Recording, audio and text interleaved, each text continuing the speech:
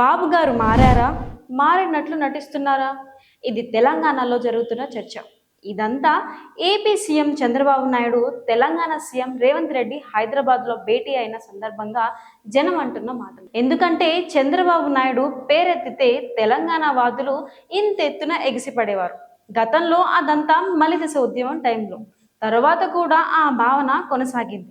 గులాబీ దళపతి మాజీ సీఎం కేసీఆర్ 2018లో చంద్రబాబును బూచిగా చూపెట్టి ఎక్కువ ఎమ్మెల్యే స్థానాలను గెలుచుకొని పవర్లోకి వచ్చారు కదా. తెలంగాణ విభజన గురించి చంద్రబాబు నాయుడు గతంలో ఏం మాట్లాడారో చూస్తే మీకే తెలుస్తుంది ఆయనకు తెలంగాణపై ఉన్న వ్యతిరేకత. ఇంతవరకు భారతదేశ చరిత్రలో ఎప్పుడు కూడా రాష్ట్ర విభజన జరిగాయంటే ఎస్ఆర్సీ ద్వారా జరిగాయి, కమిటీల ద్వారా జరిగాయి, లేకపోతే కొన్ని స్పెషల్ గా కమిటీలు కూడా చేశారు తప్ప ఏకపక్ష నిర్ణయం రాజకీయాల కోసం ఎప్పుడూ చేయలేదు. మొట్టమొదటిసారిగా రాజకీయ ప్రయోజనాల కోసం కుట్ర రాజకీయాలతో ముందుకు పోయి ఒక పక్క టీఆర్ఎస్ పార్టీతో ఒక పక్క వైఎస్ఆర్ కాంగ్రెస్ పార్టీతో రాజీ పడి ఇవన్నీ చేశారని చాలా స్పష్టంగా చెప్పాను. ఢిల్లీలో దీనిపైన నేను నిరవధిక నిరాహార దీక్ష కూడా చేశాను. అయినా కూడా వీళ్ళు ఏమాత్రం కూడా మారలేదు. ఇటీవల మీరు చూస్తే స్క్రిప్ట్ అంతా కూడా 10 జన్పత్రాలు తయారు చేయడం, అక్కడ చూస్తా ఉంటే అసెంబ్లీలో కూడా అదే నాటకాలు ఆడడం.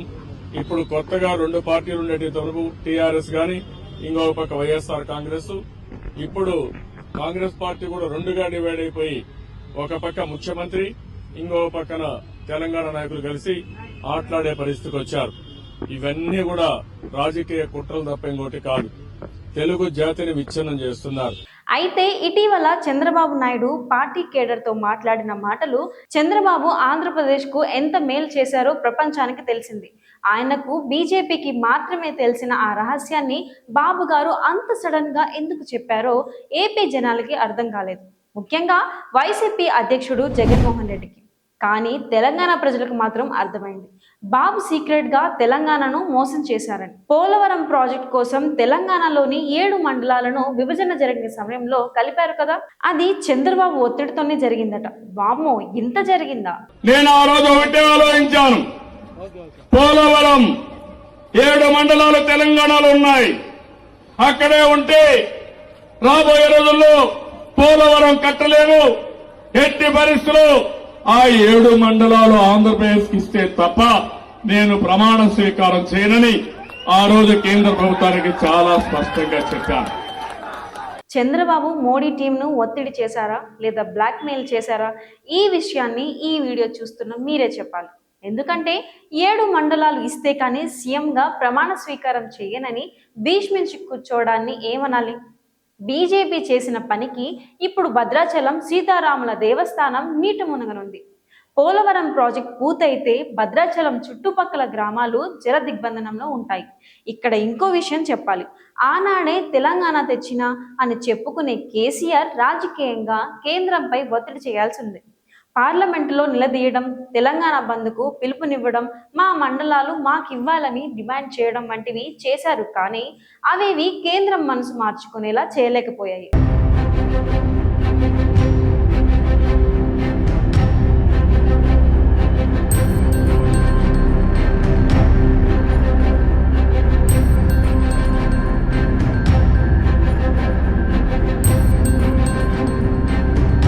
కాలగమనంలో 10 ఏళ్లు గిర్రెన తిరిగాయి. మొన్నటి ఎన్నికల్లో కాంగ్రెస్ పార్టీ రకరకాల హామీలు ఇచ్చింది.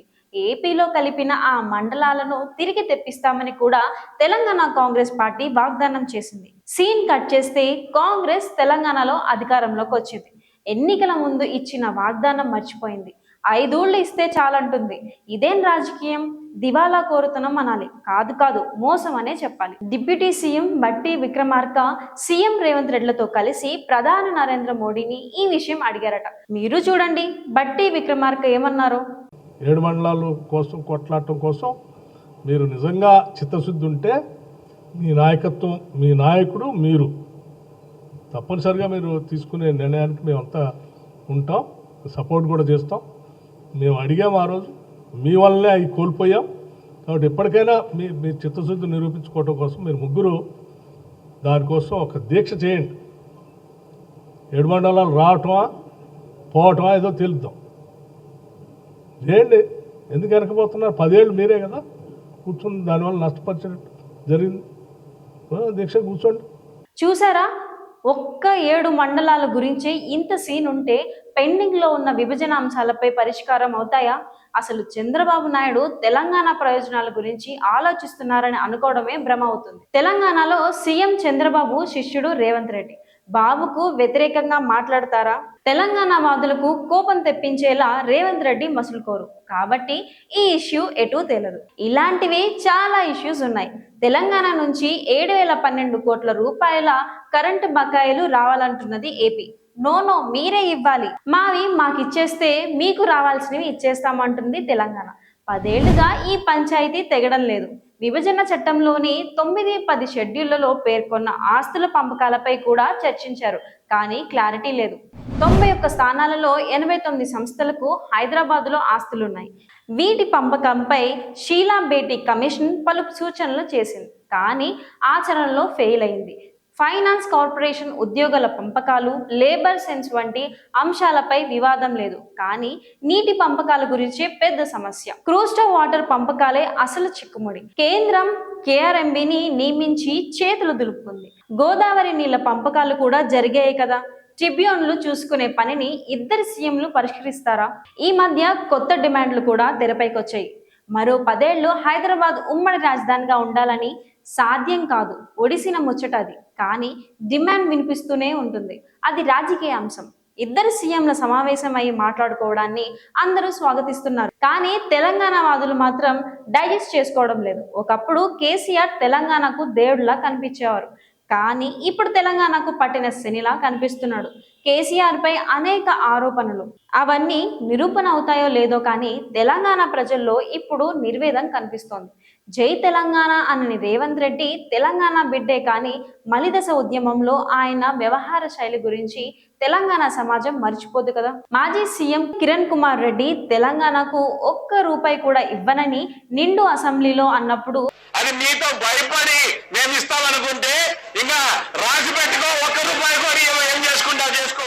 మంత్రులుగా ఉన్న వారిలో కొందరు ఇప్పుడు రేవంత్ రెడ్డి కేబినెట్ లో మంత్రులుగా ఉన్నారు. అంటే తెలంగాణ సోయి అనేది కాలాన్ని బట్టి మారుతున్నదని అర్థం.